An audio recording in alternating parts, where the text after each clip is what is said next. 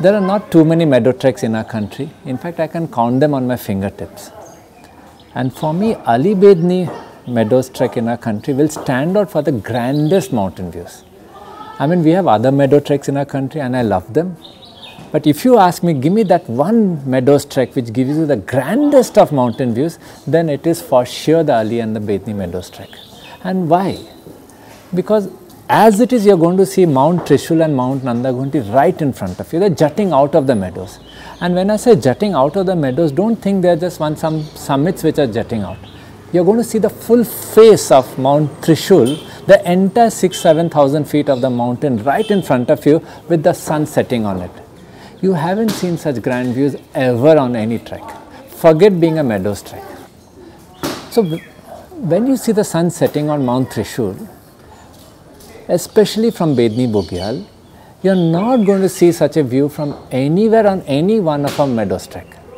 It is so powerful that I have seen trekkers standing in front of these meadows with tears in their eyes. And I really want you to watch this.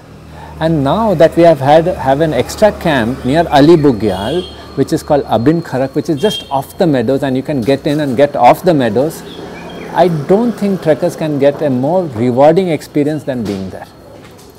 So that is something which I would really like all trekkers to watch out for, the sunsets from these meadows, and in fact even the sunrises, because now you have this perfect opportunity to even see sunrise from these meadows, especially from a camp at Abin Kharak. But there is something else about this Ali Bedni trek which trekkers don't know, and that is the forest of these treks.